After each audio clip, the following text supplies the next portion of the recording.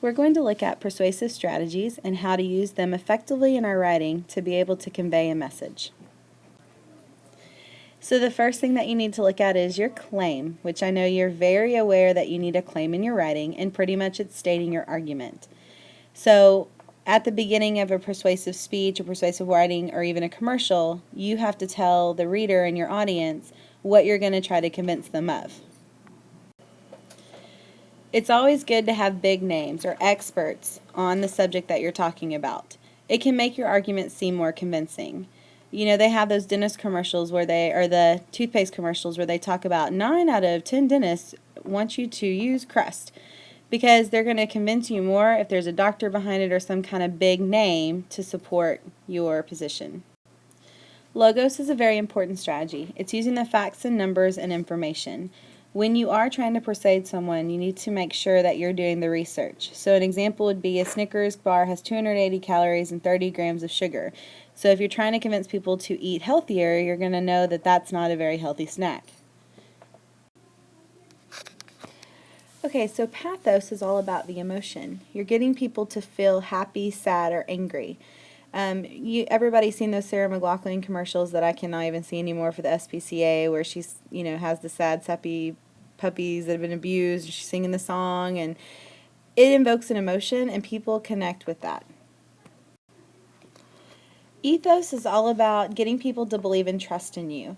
There's different ways that you can do this. You can get on the people's level and say, hey, I've been there before, I'm just like you. A lot of political campaigns in Texas, they'll have the person that's running in a cowboy hat and boots near a horse saying, I'm just like you, even though half of Texas have never owned horses before.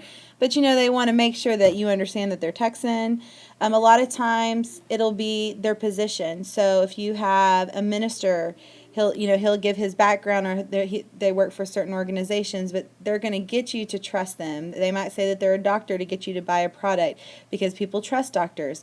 So usually they'll either use their position that they've done or work that they've done in the past, or they'll say they'll just like you to try to get you to buy in. Karyos is our last strategy, and it's all about convincing that your issue is so important that you have to act now. A lot of times they'll say, this is a one-time offer, you get half off now, but you have to put $500 down. A lot of car dealerships will have these types of sales, or furniture places will have these types of sales. If you come in this weekend, you get a brand new TV along with your $1,000 living room set. So it's the expediency part of it, that you have to act now to be able to get what you want. I do want to take a moment to talk about research. It's so important that you use reliable research so that you make your argument seem convincing. And this goes back to logos. You want to use research in your argument, but you want to make sure that it's reliable. We're going to spend some time looking at reliable versus unreliable research. If you just hit Google and put in your search, and then you just take the first thing without checking it out, you could have research that's not reliable at all. Anybody can sway research to make it fit whatever they're trying to prove. So it's your job to make sure that it's reliable.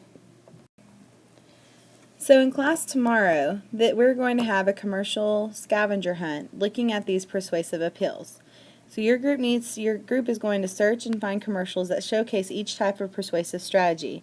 You're going to fill out the Google form with the information of the commercial and evidence to support your claim. And be ready to share it with your classmates at the end of class tomorrow. And please make sure that everything is school appropriate. Use your time wisely, because we're only going to have about 30 minutes to do the scavenger hunt.